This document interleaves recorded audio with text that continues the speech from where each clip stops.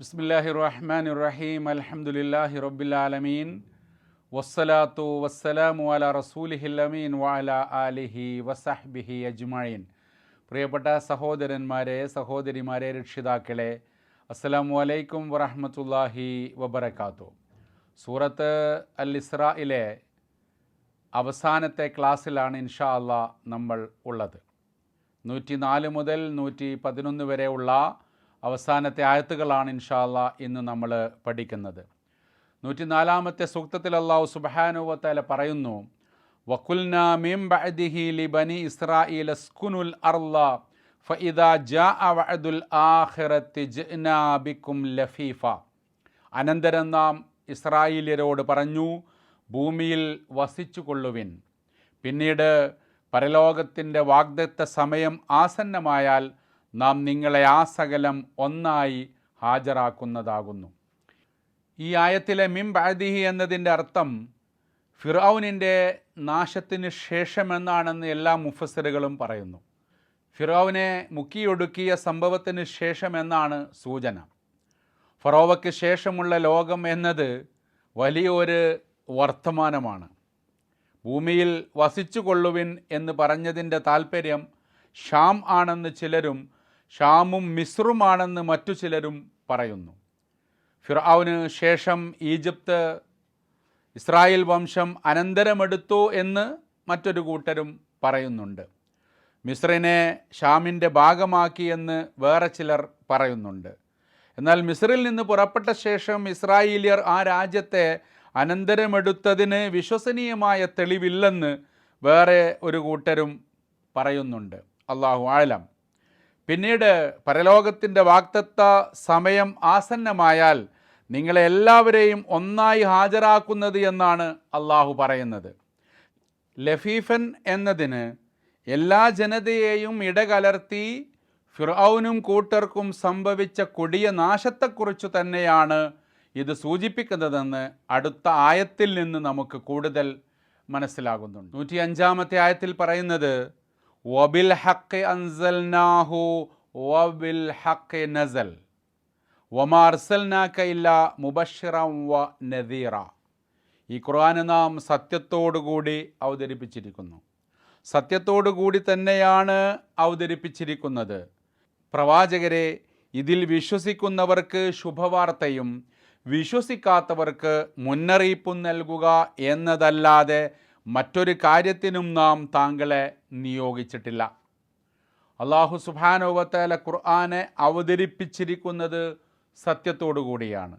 ഖുർആൻ അവതരിച്ചതും സത്യത്തോടു കൂടി തന്നെയാണ്.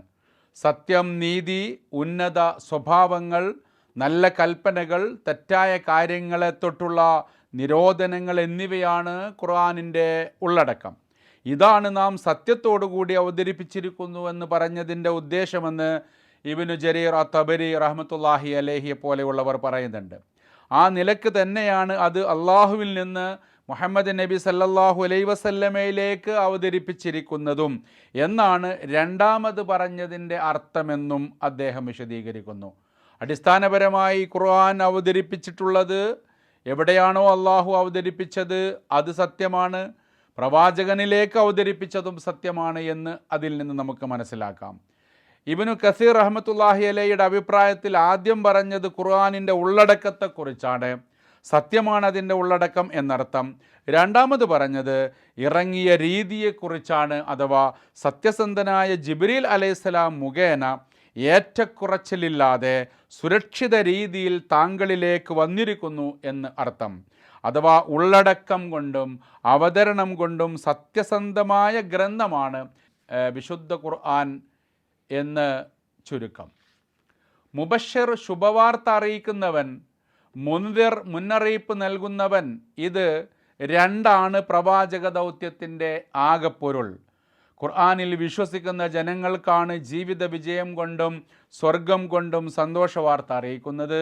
ഖുർആനെ നിഷേധിച്ച റബ്ബിൻ്റെ കൽപ്പനകൾ ധിക്കരിച്ചവർക്കാണ് നരകം കൊണ്ടുള്ള മുന്നറിയിപ്പ്. ഇതാണ് പ്രവാചക നിയോഗത്തിൻ്റെ ആകത്തുക.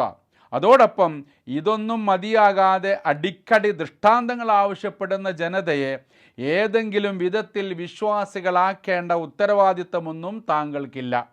മറ്റുള്ളവർക്ക് പ്രബോധനം നിർവഹിക്കണ്ട എന്നല്ല പറഞ്ഞിട്ടുള്ളത്.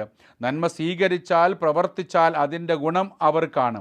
സത്യത്തെ നിരാകരിച്ച് തിന്മയുടെ പാത തിരഞ്ഞെടുത്താൽ അതിൻ്റെ ദുഷ്ഫലം അവർക്ക് തന്നെയാണെന്നും അവരെ ബോധ്യപ്പെടുത്തുക എന്ന് പ്രവാചകൻ സല്ലല്ലാഹു അലൈഹി വസല്ലമയോട് നിർദ്ദേശിക്കുകയാണ്. 106-ാമത്തെ ആയത്തിൽ വഖുർആനൻ ഫറഖ്നാഹു ലിതഖറഅഹു അലന്നാസി അലാ മുക്സിൻ വനസ്സൽനാഹു തൻസീല. ഈ ഖുർആനെ നാം തവണകളായി അവതരിപ്പിച്ചിരിക്കുന്നു. താങ്കൾ അത് ജനങ്ങൾക്ക് സാവകാശം പാരായണം ചെയ്തു കൊടുക്കുന്നതിന് വേണ്ടി നാം അതിനെ സന്ദർഭാനുസാരം പടിപടിയായി ഇറക്കിയിട്ടുള്ളതാകുന്നു എന്ന് പറയുന്നു. എന്തുകൊണ്ടാണ് നിന്റെ അള്ളാഹു ഖുർആൻ ഒറ്റയടിക്ക് ഇറക്കാത്തത്? അവനും മനുഷ്യരെ പോലെ ചിന്തിച്ചും ആലോചിച്ചും വേണോ ഖുർആൻ ഇറക്കാൻ? അതുകൊണ്ടാണോ മുറിച്ച് ഇറക്കുന്നത് എന്നൊക്കെ ഇസ്ലാമിൻ്റെ ശത്രുക്കൾ ചോദിച്ചിരുന്നു. അതിനുള്ള മറുപടിയാണ് അള്ളാഹു പറയുന്നത്. ഈ ഖുർആനെ നാം ഘട്ടം ഘട്ടമായിട്ടാണ് അവതരിപ്പിച്ചിരിക്കുന്നത്. മനുഷ്യനുള്ള സന്മാർഗ ഗ്രന്ഥമാണ് ഖുർആൻ. മനുഷ്യൻ്റെ ഗ്രാഹ്യശക്തി, സംവേദന കഴിവ് ഒക്കെ പരിഗണിച്ചാണ് അങ്ങനെ ചെയ്തത്. കാര്യങ്ങൾ കൃത്യമായി മനസ്സിലാക്കാനും പ്രാവർത്തികമാക്കാനും അതാണ് അവന് നല്ലത് എന്നതിനാലാണ് അങ്ങനെ ചെയ്തത് എന്ന് അള്ളാഹു വിശദീകരിക്കുന്നു. പടിപടിയായി നിയമങ്ങൾ അവതരിപ്പിക്കുമ്പോൾ പ്രശ്നങ്ങൾക്കനുസരിച്ച് അതിൻ്റെ പരിഹാരമായിട്ട് അങ്ങനെ അതിനെ നൽകാൻ കഴിയും. അത് അതിൻ്റെ അനുയായികൾക്ക് ഏറെ ഗുണകരമാണെന്ന് ചിന്തിച്ചാൽ മനസ്സിലാക്കാവുന്നതേ ഉള്ളൂ. പ്രവാചകൻ അത് നിർത്തി പാരായണം ചെയ്തു കൊടുക്കാനും വേണ്ടിയാണ് അങ്ങനെ ചെയ്തിട്ടുള്ളത്. ഖുർആനെ സന്ദർഭത്തിനൊത്ത് പടിപടിയായിട്ടാണ് നാം ഇറക്കിയിട്ടുള്ളത് എന്ന് അല്ലാഹു സുബ്ഹാനഹു വ തആല തുടർന്ന് പറയുന്നുണ്ട്. എന്തായാലും എല്ലാം ഒറ്റയടിക്ക് അവതരിപ്പിച്ച ഗ്രന്ഥമല്ല ഖുർആൻ. അതിൻ്റെ ഇറക്കത്തിൻ്റെ രീതിയിലും കാലത്തിൻ്റെ വ്യത്യസ്ത അവസരത്തിനുള്ള അവതരണത്തിലും നിയമങ്ങളും വിശദീകരണങ്ങളും നൽകുന്ന കാര്യത്തിലും അത് ഘട്ടം ഘട്ടമായി അവതരിപ്പിക്കപ്പെട്ടിരിക്കുന്നു. ഇനി ഒരു ആയത്തിനു ശേഷം മറ്റൊന്ന്, ഒരു കഥയ്ക്ക് ശേഷം മറ്റൊരു കഥ, ഒരാശയത്തിന് ശേഷം മറ്റൊരാശയം എന്നിങ്ങനെയും അതിനെ വേർതിരിക്കാവുന്നതാണ്. ഇതെല്ലാം ചെയ്തത് മനുഷ്യൻ്റെ നന്മയ്ക്ക് വേണ്ടിയാണ്. മുക്സിൻ എന്നാൽ സമാധാനത്തോടെ നിർത്തി പാരായണം ചെയ്തു കൊടുക്കുക എന്നതാണ് താല്പര്യം. തൻസീലൻ എന്നതിൻ്റെ ഉദ്ദേശം ഒന്നിനു പിറകെ ഒന്ന് എന്ന രീതിയിൽ ഇറക്കി എന്നാണെന്ന് ഇബ്നു കസീർ റഹ്മത്തുള്ളാഹി അലൈഹിയും പറയുന്നുണ്ട്. 107-ാമത്തെ സൂക്തത്തിൽ കുൽ ആമിനു ബിഹി ഔ ലാ തുഅ്മിനു ഇന്നല്ലദീന ഊതുൽ ഇൽമ മിൻ ഖബ്ലിഹി ഇദാ യുത്ല അലൈഹിം യഖിറൂന ലിൽ അദ്ഖാനി സുജ്ജദ. പ്രവാചകരെ, ഈ ജനത്തോട് പറഞ്ഞേക്കുക, നിങ്ങളത് വിശ്വസിക്കുകയോ വിശ്വസിക്കാതിരിക്കുകയോ ചെയ്തുകൊള്ളുക. എന്നാൽ ഇതിനു മുമ്പേ ജ്ഞാനം ലഭിച്ചിട്ടുള്ളവർ ഇത് കേൾപ്പിക്കപ്പെട്ടാൽ മുഖം കുത്തി സുജൂദിൽ വീണുപോകും. പ്രവാചകനോട് പ്രഖ്യാപിക്കാൻ പറയുന്നത് നിങ്ങൾ ഈ ഖുർആൻ വിശ്വസിക്കുകയോ വിശ്വസിക്കാതിരിക്കുകയോ ചെയ്തുകൊള്ളൂ എന്നാണ്. അള്ളാഹുവിന് അതുകൊണ്ട് ഒന്നും വരാനില്ല. നിങ്ങൾക്ക് തന്നെയാണ് അതിൻ്റെ നഷ്ടം. നിങ്ങൾ വിശ്വസിച്ചാലും ഇല്ലെങ്കിലും അത് അള്ളാഹുവിൻ്റെ റഹ്മത്തിൻ്റെ ഖജനാവിൽ ഒരു ഏറ്റക്കുറച്ചിലും വരുത്തില്ല എന്നാണ് ഇബ്നു ജരീർ അത്തബരി റഹ്മത്തുള്ളാഹി അലൈഹി അത് വിശദീകരിച്ചത്. ഏത് നിലപാട് സ്വീകരിച്ചു കൊള്ളുക എന്ന തെരഞ്ഞെടുപ്പ് ഒരു സ്വാതന്ത്ര്യമല്ല ഇത്, മറിച്ച് നിഷേധിക്കുന്നവർക്കുള്ള ഭീഷണിയാണ് എന്നാണ് ഖുർത്തുബി റഹ്മത്തുള്ളാഹി അലൈഹി പറയുന്നത്. അതേ അഭിപ്രായം തന്നെയാണ് ബഗ്വി റഹ്മത്തുള്ളാഹി അലൈഹിക്കും ഉള്ളത്. നിങ്ങൾ ആവശ്യപ്പെടുന്നത് പോലെ ഖുർആൻ അള്ളാഹു ഒന്നായിട്ട് ഇറക്കാനൊന്നും പോകുന്നില്ല. നിങ്ങൾക്ക് വിശ്വസിക്കാം, വിശ്വസിക്കാതിരിക്കാം. എന്നാൽ ഇതിനു മുമ്പും നാം വേദങ്ങൾ ഇറക്കിയിട്ടുണ്ട്. മുമ്പേ ജ്ഞാനം ലഭിച്ചവരുടെ നിലപാട് നിങ്ങളുടെ നിലപാടായിരുന്നില്ല. അവർക്ക് ഈ ഖുർആനോടുള്ള സമീപനം വേറെയാണ്. ഇത് കേൾപ്പിക്കപ്പെടുമ്പോൾ അവർ മുഖം കുത്തി സാഷ്ടാംഗം ചെയ്യുന്നു. പരിശുദ്ധനായ നാഥനെ അവർ വാഴ്ത്തുന്നു. അഥവാ ഖുർആനെയും ഖുർആൻ്റെ നാഥനെയും വൈമനസ്യമില്ലാതെ അവർ അംഗീകരിച്ചു കൊണ്ടിരിക്കുന്നു. ഇവിടെ ജ്ഞാനം ലഭിച്ചവരെന്ന് പറഞ്ഞത് വേദക്കാരിൽപ്പെട്ട വിശ്വാസികളാണെന്ന് മുഫസ്സിറുകൾ പറയുന്നുണ്ട്. അവരുടെ ഗ്രന്ഥം മുറുകെ പിടിക്കുന്നവരും അതിൽ മാറ്റം വരുത്താത്തവരുമായിരുന്നു അവർ.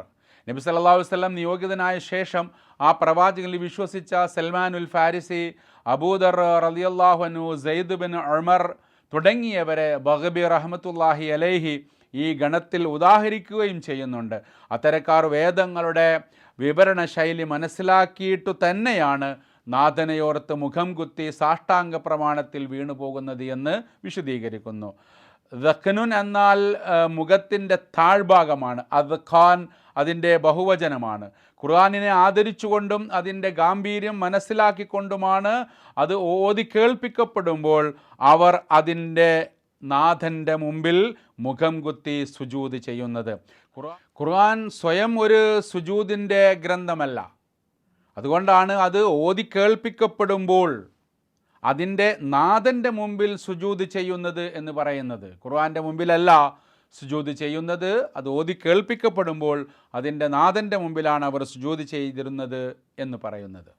108 സൂക്തത്തിൽ വയഖൂലൂന സുബ്ഹാന റബ്ബിന ഇൻ കാന വഅദു റബ്ബിന ലമഫ്ഊല, അവർ പ്രാർത്ഥിക്കുകയും ചെയ്യും, പരിശുദ്ധനത്രേ ഞങ്ങളുടെ നാഥൻ, അവൻ്റെ വാഗ്ദാനം സാക്ഷാത്കരിക്കപ്പെടുന്നത് തന്നെ എന്ന് അവർ പറയുമെന്ന് ചുരുക്കം.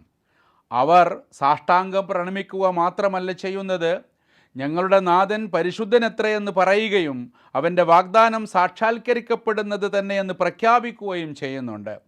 തബരി റഹ്മത്തുള്ളാഹി അലൈഹിയുടെ അഭിപ്രായത്തിൽ വിശുദ്ധ ഖുർആനെക്കുറിച്ചും അള്ളാഹുവിനെക്കുറിച്ചും മുശ്രിക്കുകൾ പറഞ്ഞു പരത്തുന്ന എല്ലാ ആരോപണങ്ങളിൽ നിന്നും അള്ളാഹു പരിശുദ്ധനാണ് എന്ന പ്രഖ്യാപനമാണ് സുബ്ഹാന റബ്ബിന എന്ന് പരിശുദ്ധിപ്പെടുത്തുമ്പോൾ ഉദ്ദേശിക്കുന്നത് എന്ന് അദ്ദേഹം വിശദീകരിക്കുന്നുണ്ട്. അവൻ്റെ വാഗ്ദാനം സാക്ഷാത്കരിക്കപ്പെടുന്നതു തന്നെ എന്നതിൻ്റെ ഉദ്ദേശം പൂർവ്വ പ്രവാചകന്മാരിലൂടെ അള്ളാഹു നടത്തിയ വാഗ്ദാനമായ മുഹമ്മദ് നബി സല്ലല്ലാഹു അലൈഹി വസല്ലമയുടെ നിയോഗമാണെന്ന് ഇബ്നു കസീർ റഹ്മത്തുള്ളാഹി അലൈഹി വിശദീകരിക്കുന്നുണ്ട്. ഖുർആൻ കേൾക്കുമ്പോൾ അവർ മനസ്സിലാക്കും, മുൻ പ്രവാചകന്മാരുടെ ഏടുകളിൽ നിന്ന് ദാനം ചെയ്യപ്പെട്ട പ്രവാചക നിയോഗം സംഭവിച്ചു കഴിഞ്ഞു എന്നവർ തിരിച്ചറിയുന്നു എന്നതാണ്. ഞങ്ങളുടെ നാഥൻ്റെ എല്ലാ വാഗ്ദാനങ്ങളും പരലോകം അടക്കമുള്ളത് സാക്ഷാത്കരിക്കപ്പെടാനുള്ളതാണെന്ന് അവർ പ്രഖ്യാപിക്കുകയും ചെയ്യുന്നു. അത് ഒരു വിശ്വാസികളുടെ ഒരു നിലപാടാണ് എന്നുകൂടി നമ്മൾ ഈ ഘട്ടത്തിൽ മനസ്സിലാക്കണം. 109 ആയത്തിൽ തുടർന്ന് പറയുന്നത് വയഖിറൂന ലിൽ അദ്ഖാനി യബ്ഖൂന വയസീദുഹും ഖുശൂഅ, അവർ കരഞ്ഞുകൊണ്ട് മുഖം കുത്തി വീഴുന്നു. ഖുർആൻ കേൾക്കുമ്പോൾ അവരുടെ ഭയഭക്തി വർദ്ധിക്കുന്നു. വിശുദ്ധ ഖുർആൻ കേൾപ്പിക്കപ്പെടുമ്പോഴുള്ള വേദക്കാരിൽപ്പെട്ട സദ്വൃത്തരുടെ മറ്റൊരവസ്ഥ കൂടി ഇവിടെ വീണ്ടും അനാവരണം ചെയ്യുകയാണ്. അവർ കരഞ്ഞുകൊണ്ട് മുഖം കുത്തി വീഴുന്നു. ഖുർആൻ കേട്ട് അവരുടെ ഭയഭക്തി വർദ്ധിക്കുന്നു എന്നാണ് ഇവിടെ പറഞ്ഞിട്ടുള്ളത്. ഇത് അഹ്ലുൽ കിതാബിൽപ്പെട്ട നല്ലവരായ വിശ്വാസികളെപ്പറ്റിയുള്ള പെരുമയും പുകഴ്ത്തലുമാണെന്ന് ഖുർത്തുബി റഹ്മത്തുള്ളാഹി അലൈഹി പറയുന്നുണ്ട്. യഥാർത്ഥ വിജ്ഞാനം ലഭിക്കുന്നവരുടെ ഒരു പ്രത്യേക സ്ഥാനമാണത്. ഖുർആൻ കേൾക്കുമ്പോൾ അവർ കൂടുതൽ ഭയഭക്തരാവുകയും നാഥൻ്റെ മുമ്പിൽ വിനയാന്വിതരാവുകയും ചെയ്യുന്നു എന്നതിൻ്റെ ലക്ഷണമാണ് ഇത് എന്നുകൂടി അവർ പറയുന്നുണ്ട്. ആലോ ഇമ്രാനിലും അഥവാ 113, 115, 199, അൽമായിദയിലെ 82 മുതൽ 85 വരെയുള്ള ആയത്തുകളിലും മറ്റും അള്ളാഹു സുബ്ഹാനഹു വ തആല ഇക്കാര്യം പരാമർശിച്ചിട്ടുണ്ട്. അള്ളാഹുവിനെ ഭയപ്പെട്ട് നമസ്കാരത്തിൽ കരയാമെന്നതിന് ഈ സൂക്തം തെളിവാണെന്ന് ഖുർത്തുബി റഹ്മത്തുള്ളാഹി അലൈഹി പറയുന്നു. ഖുർആൻ പാരായണത്തിനിടയിൽ കരയുന്നത് അഭികാമ്യമാണെന്ന് ബഗവി റഹ്മത്തുള്ളാഹി അലൈഹിയും പറയുന്നുണ്ട്. അള്ളാഹുവിനെ ഓർത്ത് ഭയപ്പെട്ട് കരഞ്ഞവനെ നരകത്തിൽ സ്പർശിക്കുകയില്ല, കറന്നെടുത്ത പാൽ അകിടിലേക്ക് തിരിച്ചു കയറുന്നത് വരെ എന്ന ഹദീസ് ഇവിടെ പ്രത്യേകം സ്മരണീയമാണ്. അതോടൊപ്പം നമ്മൾക്കുമുണ്ടാകേണ്ട ഒരു വികാരം, ഒരു വിശുദ്ധ ഖുർആനെക്കുറിച്ച് ഇത്തരം ഒരു വിശുദ്ധ മാസത്തിൽ പ്രത്യേകമുണ്ടായ വികാരം, അള്ളാഹുവിനെക്കുറിച്ച് ഒരുപാട് ഓർക്കുക, ഖുശൂഉം ഖുദൂഉം ഉണ്ടാവുക, തഖ്വയുണ്ടാവുക, ഇഹ്സാൻ ഉണ്ടാവുക, സബറുണ്ടാവുക, ഇഖ്ലാസ് ഉണ്ടാവുക, ഇങ്ങനെയെല്ലാം പടച്ചവൻ്റെ പല കാര്യങ്ങളെക്കുറിച്ച്, അള്ളാഹുവിൻ്റെ ശക്തി വിശേഷങ്ങളെക്കുറിച്ച്, അള്ളാഹുവിൻ്റെ അനുഗ്രഹങ്ങളെക്കുറിച്ച്, കഴിഞ്ഞുപോയ ജനതയോട് അള്ളാഹു ചെയ്തിട്ടുള്ള കാര്യങ്ങളെക്കുറിച്ച് എല്ലാം ഓർത്തുകൊണ്ട് നമുക്ക് റബ്ബിനെ ഓർത്ത് കരയാൻ സാധിക്കണം. അത് ഈമാനിൻ്റെ ഒരു പൂർണ്ണതയാണ്, ഒരു വലിയ ലക്ഷണമാണ് എന്നുകൂടി നമ്മൾ മനസ്സിലാക്കണം. ഈ സൂക്തം ഖുർആനിലെ സുജൂദു തിലാവയുടെ ഇടത്തിൽപ്പെട്ടതാണ്. അഥവാ ഖുർആൻ പാരായണം ചെയ്യുമ്പോൾ നമുക്ക് സുജൂദ് ചെയ്യാവുന്ന ഇടം കൂടിയാണ്. അതൊക്കെ നമുക്ക് മനസ്സിലാക്കി തരുന്നത് അള്ളാഹുവിനെക്കുറിച്ചുള്ള ഈ ബോധം, അവനെക്കുറിച്ചുള്ള ഭയം, അവനെ ഓർത്തുള്ള കരച്ചിലെല്ലാം നമ്മുടെ ജീവിതത്തിലും ഉണ്ടാകണമെന്ന് പറയുന്ന വളരെ പ്രധാനപ്പെട്ട ചില കാര്യങ്ങളാണ്.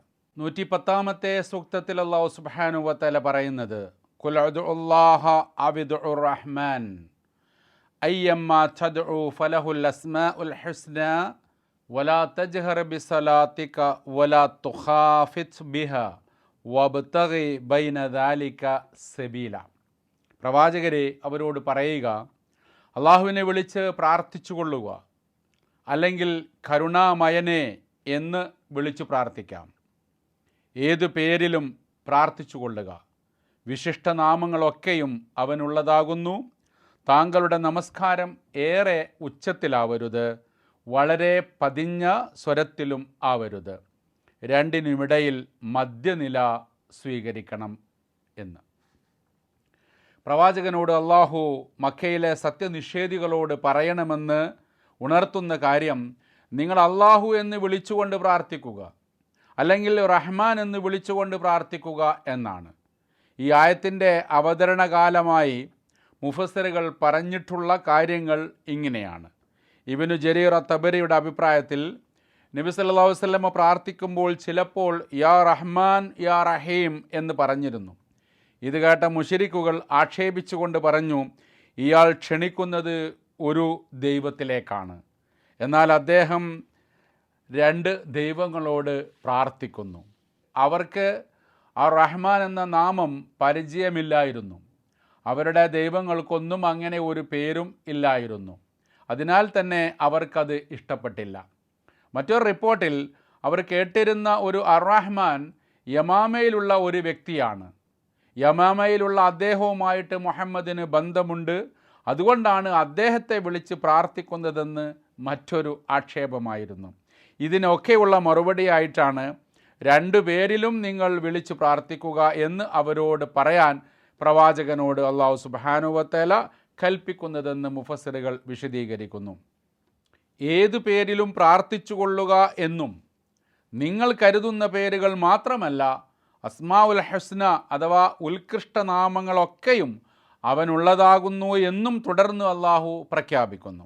അള്ളാഹുവിന് ഒട്ടേറെ പേരുകളുണ്ട്, അതിൽ 99 ഉത്കൃഷ്ടനാമങ്ങളുണ്ട് എന്ന് ഒട്ടേറെ ഹദീസുകളിൽ വന്നിട്ടുള്ള കാര്യമാണ്. അതൊക്കെയും ഖുർആനിൽ പരാമർശിക്കപ്പെട്ട വിശിഷ്ട നാമങ്ങളുമാണ്. അത് ഹൃദയസ്ഥമാക്കുന്നതും ആ പേരുകൾ കൊണ്ട് അള്ളാഹുവിനോട് വിളിച്ചു തേടുന്നതും ഏറെ പുണ്യകരമാണ്, സ്വർഗപ്രവേശനത്തിന് ഇടയാക്കുന്ന സംഗതിയാണ് എന്നൊക്കെ ഹദീസുകളിൽ വിശദീകരിച്ചു പറഞ്ഞിട്ടുണ്ട്. വിശ്വാസികൾ എന്ന നിലക്ക് അത്തരം കാര്യങ്ങളൊക്കെ നമ്മളും ശ്രദ്ധിക്കേണ്ടതാണ്. താങ്കളുടെ നമസ്കാരം ഏറെ ഉച്ചത്തിലാവരുത്, വളരെ പതിഞ്ഞ സ്വരത്തിലും ആവരുത്.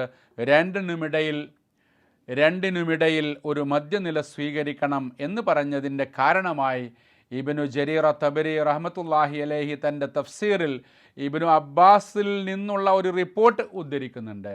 നബി സല്ലല്ലാഹു അലൈഹി വസല്ലമ മക്കയിലെ പീഡനകാലത്ത് നമസ്കാരത്തിൽ ഖുർആൻ ഓതുമ്പോൾ മുശ്രിക്കുകൾ അത് കേൾക്കുകയും അതിൻ്റെ പേരിൽ പലതരം ആക്ഷേപങ്ങൾ ഉന്നയിക്കുകയും ചെയ്തിരുന്നു. ചിലപ്പോൾ അവർ ബഹളം കൂട്ടും. ഈ സാഹചര്യത്തിലാണ് ഈ ആയത്തിറങ്ങിയത് എന്ന് പറയപ്പെടുന്നു. എന്നാൽ ഇത് മക്കയിലെ ആ സാഹചര്യത്തിലേക്ക് മാത്രമുള്ളതായിരുന്നു എന്നും മദീനയിലെത്തിയപ്പോൾ അവസ്ഥ മാറിയെന്നും മുഫസ്സിറുകൾ വേറെ വിശദീകരിക്കുന്നുണ്ട്. എന്നാൽ ഖുർആൻ പരസ്യമാക്കുന്നതോ ഉറക്കെ പാരായണം ചെയ്യുന്നതോ പ്രശ്നങ്ങൾ സൃഷ്ടിക്കുന്ന സ്ഥലത്തോ സാഹചര്യത്തിലോ ഈ ആയത്തിൽ പറഞ്ഞ നിലപാടാണ് വിശ്വാസികൾ സ്വീകരിക്കേണ്ടതെന്നും അവർ പറയുന്നു. അഥവാ ഖുർആനിൻ്റെ വില കുറക്കുവാൻ ആളുകൾക്ക് അവസരം നൽകരുത്, അമിതമായ വാശി ആ കാര്യത്തിൽ കാണിക്കേണ്ടതില്ല എന്നാണ് ഇതിൻ്റെ ചുരുക്കമെന്നും അവർ വിശദീകരിക്കുന്നുണ്ട്. സൂറത്തുൽ ഇസ്രാഇൻ്റെ അവസാനത്തെ ആയത്തായ 111-ാമത്തെ ആയത്തിൽ അല്ലാഹു സുബ്ഹാനഹു വ തആല പറയുകയാണ്, വഖുലിൽ ഹംദുലില്ലാഹ് അല്ലദീ ലം യത്തഖിദ് വലദൻ വലം യകുൻ ലഹു ശരീകും ഫിൽ മുൽക്കി വലം യകുൻ ലഹു വലിയ്യും മിനദ്ദുല്ലി വകബ്ബിർഹു തക്ബീറ. പറയുക, സകല സ്തുതിയും അള്ളാഹുവിനാകുന്നു. അവൻ ആരെയും പുത്രനായി വരിച്ചിട്ടില്ല, ആധിപത്യത്തിൽ അവന് ഒരു പങ്കാളിയും ഇല്ല. രക്ഷിക്കാൻ ഒരു സഹായി ആവശ്യമാകത്തക്കവണ്ണം ഒരു ദൗർബല്യവും അവനില്ല. അവൻ്റെ അത്യുന്നതമായ മഹത്വത്തെ വാഴ്ത്തിക്കൊണ്ടിരിക്കുക. അള്ളാഹുവിൻ്റെ ഉന്നത നാമങ്ങളും അഥവാ അസ്മാഉൽ ഹുസ്നയും ഉയർത്തിപ്പിടിച്ച ശേഷം സത്യനിഷേധികൾ ആരോപിക്കുന്ന ആരോപണങ്ങളെ തൊട്ടുകൂടി അള്ളാഹു തൻ്റെ വിശുദ്ധി ഇവിടെ വെളിപ്പെടുത്തുകയാണ്. ഒരുപാട് ആരോപണങ്ങൾക്ക് അള്ളാഹു മറുപടി പറഞ്ഞു കഴിഞ്ഞു. അള്ളാഹു യുക്തിപൂർവം തന്നെ എതിർത്ത് കഴിഞ്ഞു. എല്ലാം പറഞ്ഞു കഴിഞ്ഞ ശേഷം അള്ളാഹുവിൻ്റെ നാമം ഉന്നതമാണ്. സത്യനിഷേധികൾ പറയുന്ന ആരോപണങ്ങൾക്കൊരടിസ്ഥാനവുമില്ല. അതിൽ നിന്നെല്ലാം അവൻ പരിശുദ്ധനാണ് എന്ന് അവസാനമായി പ്രഖ്യാപിക്കുകയാണ്. ഷിർക്കിനെതിരെ തൗഹീദിൻ്റെ വിശുദ്ധി പ്രഖ്യാപനം കൂടിയാണ് ഇവിടെ നടത്തുന്നത്. സർവസ്തുതിയും അള്ളാഹുവിനാണെന്ന് പ്രഖ്യാപിക്കുക എന്ന പ്രവാചകനോടുള്ള കൽപ്പനയോടുകൂടിയാണ് സത്യവിരോധികളുടെ ജൽപ്പനങ്ങൾ അള്ളാഹു ഒന്നാകെ നിഷേധിക്കുന്നത്. അതോടൊപ്പം അവൻ ആരെയും പുത്രനായി വരിച്ചിട്ടില്ല. ആധിപത്യത്തിൽ അവനൊരു പങ്കാളിയുമില്ല. രക്ഷിക്കാൻ ഒരു സഹായി ആവശ്യമാകത്തക്കവണ്ണം യാതൊരു ദൗർബല്യവും അവനില്ല എന്ന് കൃത്യമായി അക്കമിട്ട് പറഞ്ഞിരിക്കുന്നു. അത്തരം ചെറിയ കാര്യങ്ങളിൽ നാഥനെ തളച്ചിടാതെ അവയിൽ നിന്നെല്ലാം എത്രയോ ഉന്നതനായ റബ്ബിൻ്റെ നിസ്തുല മഹത്വത്തെ വാഴ്ത്തുക, അല്ലാഹു അക്ബർ എന്ന് ഉജ്ജ്വലമായി പ്രഖ്യാപിക്കുക എന്നും പറഞ്ഞിരിക്കുന്നു. ഇബ്നു കസീർ റഹ്മത്തുള്ളാഹി അലൈഹി ഈ ആയത്തിൻ്റെ വിശദീകരണത്തിൽ പറയുന്നത്, യഹൂദികൾ ഉസൈറിനെയും ക്രിസ്ത്യാനികൾ ഈസയെയും അള്ളാഹു പുത്രനെ വരിച്ചിരിക്കുന്നു എന്ന അർത്ഥത്തിൽ ഉൾക്കൊണ്ടവരാണ്. അറബികൾ അള്ളാഹുവിന് പങ്കുകാരെ ചേർത്തവരാണ്. മലക്കുകളെ പുത്രിമാരായി സങ്കല്പിച്ചവരാണ്. സാബി മതക്കാരും മജൂസികളും അള്ളാഹുവിന് വലിയുകളെ ചേർത്ത് കൊടുത്തവരാണ്. അത്തരം എല്ലാ പങ്കാളിത്ത ശക്തികളെയും ഒന്നടങ്കം നിഷേധിച്ചുകൊണ്ടാണ് അള്ളാഹു സുബ്ഹാനഹു വ തആല ഈ ആയത്ത് അവതരിപ്പിച്ചിട്ടുള്ളത്. തൗഹീദിൻ്റെ ഉജ്ജ്വലമായ സ്ഥാപനവും ഷിർക്കിൻ്റെ ശക്തമായ നിഷേധവുമാണ് ഇവിടെ നടത്തിയിട്ടുള്ളത്. അങ്ങനെ അള്ളാഹു സുബ്ഹാനഹു വ തആല ആരംഭിച്ച ഒന്നാമത്തെ ആയത്ത് സൂറത്തുൽ ഇസ്രായിൽ ബനി ഇസ്രായേലിൽ സുബ്ഹാനല്ലദി എന്ന് പറഞ്ഞുകൊണ്ടാണ്. അഥവാ സുബ്ഹാൻ എന്ന് പറയുന്ന തസ്ബീഹിൽ തുടങ്ങി ഈ 111 ആയത്ത് വഖുലിൽ ഹംദുലില്ലാ അൽഹംദുലില്ലാ എന്നും വകബ്ബിർഹു തക്ബീറ അഥവാ അല്ലാഹു അക്ബർ എന്ന് പറഞ്ഞുകൊണ്ടാണ് അവസാനിപ്പിക്കുന്നത്. സുബ്ഹാനല്ലാഹ്, അൽഹംദുലില്ലാ, അല്ലാഹു അക്ബർ എന്ന് പറയുന്നത് വളരെ പ്രധാനപ്പെട്ട 3 അർത്ഥങ്ങളുള്ള 3 തലങ്ങളിലുള്ള വലിയ ഒരു വർത്തമാനമാണ്. അതിൽ നിന്ന് ഒരുപാട് പാഠങ്ങൾ നമുക്ക് ഉൾക്കൊള്ളാനുണ്ട്. ഈ സൂറത്ത് മുഴുവനും കറങ്ങുന്നത് അള്ളാഹുവിൻ്റെ മഹത്വത്തിലാണ്. അങ്ങനെയാണ് സംഭവ ബഹുലമായ ബനി ഇസ്രായേൽ സൂറത്ത് അള്ളാഹു അവസാനിപ്പിക്കുന്നത് എന്നുകൂടി ഈ ഘട്ടത്തിൽ നമ്മൾ പ്രത്യേകം ശ്രദ്ധിക്കേണ്ടതുണ്ട്. പ്രിയപ്പെട്ടവരെ, അത്യന്തം പ്രധാനപ്പെട്ട വിഷയങ്ങളിലൂടെയാണ് നമ്മൾ സൂറത്തുൽ ഇസ്രായിൽ ബനി ഇസ്രായേലിൽ കൂടി കടന്നു വന്നിട്ടുള്ളത്. ഇസ്രായിൻ്റെ മിറാജിൻ്റെ സുബ്ഹാൻ്റെ പശ്ചാത്തലത്തിൽ ആരംഭിച്ച് നമസ്കാരത്തെക്കുറിച്ച് പ്രാർത്ഥനകളെക്കുറിച്ച് പറഞ്ഞ് ഖുർആനിൻ്റെ ശ്രേഷ്ഠത, അതിൻ്റെ ഇറക്കം, അതിൻ്റെ ജീവിത ബന്ധം പല ഘട്ടങ്ങളിലായി നമ്മൾ വിശദീകരിച്ചു. ബനൂ ഇസ്രായേലിന് ചരിത്രത്തിൽ സംഭവിച്ച അടികളെക്കുറിച്ചും അവരുടെ സ്വഭാവത്തെക്കുറിച്ചും അവർക്ക് അല്ലാഹു നൽകിയ താക്കീതുകളെക്കുറിച്ചും എല്ലാം വളരെ വ്യക്തമായി തന്നെ പലയിടത്തിലായി ഈ ബനി ഇസ്രായേൽ സൂറത്തിലൂടെ കടന്നു വന്നു. പ്രവാചകൻ സല്ലല്ലാഹു അലൈഹി വസല്ലമയുടെ സ്ഥാനമെന്താണ്? ആ പ്രവാചകനെ ഏതൊക്കെ രൂപത്തിലാണ് ജനങ്ങൾ കളിയാക്കിയത്, പരിഹസിച്ചത്, അപഹസിച്ചത്? ചരിത്രത്തിലുള്ള പ്രവാചകന്മാർക്ക് എന്തൊക്കെയാണ് സംഭവിച്ചത് എന്നെല്ലാം അല്ലാഹു സുബ്ഹാനഹു വ തആല ഈ സൂറത്തിലൂടെ നമ്മളെ ബോധ്യപ്പെടുത്തി. ഒരു സത്യവിശ്വാസി സംസ്കാരമുള്ളവനാവണം, നാഗരികമായി ജീവിക്കുന്നവനാവണം, അവൻ്റെ സ്വഭാവങ്ങളിലും പെരുമാറ്റങ്ങളിലും മാറ്റമുണ്ടാകണം. അവനൊരുപാട് കടപ്പാടുകളുണ്ട്. മാതാപിതാക്കളോടുള്ള കടപ്പാടുകൾ ഓർമ്മപ്പെടുത്തി, അയൽവാസികളോടുള്ള കടപ്പാടുകളെപ്പറ്റി സംസാരിച്ചു, എല്ലാവിധ നന്മകളെപ്പറ്റി സംസാരിച്ചു, കുടുംബ ബന്ധം ചേർക്കുന്നതിൻ്റെ പ്രാധാന്യം പറഞ്ഞു, അശരണരും അഗതികളുമായവരെ ചേർത്ത് പിടിക്കണം എന്ന് പറഞ്ഞു, കാരുണ്യം നമ്മുടെ ജീവിതത്തിൻ്റെ ഭാഗമാവണം, അനാഥകളും അഗതികളും നമ്മുടെ ശ്രദ്ധയിലുണ്ടാകണം, സാമ്പത്തിക രംഗത്ത് വലിയ സൂക്ഷ്മത നമ്മൾ പുലർത്തേണ്ടതുണ്ട്, അതുപോലെ സന്താനവധം, വ്യഭിചാരം, അനാഥൻ്റെ സമ്പത്ത് ഭക്ഷിക്കൽ തുടങ്ങിയിട്ടുള്ള ഒരുപാട് കാര്യങ്ങളിലൂടെ നമ്മുടെ ഈ സൂറത്ത് കടന്നു പോകുന്നു. ഈ സത്യനിഷേധികൾക്ക്, പരലോക നിഷേധികൾക്ക് വളരെ ശക്തമായ അക്കമിട്ട മറുപടി അള്ളാഹു സുബ്ഹാനഹു വ തആല നൽകിക്കൊണ്ടിരിക്കുന്നു. വിശുദ്ധ ഖുർആനിൻ്റെ സവിശേഷതകൾ വീണ്ടും വീണ്ടും അതിനെപ്പറ്റി പറഞ്ഞിരിക്കുന്നു. പ്രവാചകനോട് എങ്ങനെ പെരുമാറണമെന്ന് പഠിപ്പിച്ചിരിക്കുന്നു. നല്ല നല്ല വിശ്വാസികൾ, വേദവിശ്വാസികൾ തന്നെ ഇസ്ലാമിലേക്ക് വരുമ്പോൾ അവരിലുണ്ടാകുന്ന മഹാമാറ്റത്തെക്കുറിച്ച് നല്ല മനുഷ്യന്മാരെ പറ്റി സംസാരിച്ചിരിക്കുന്നു.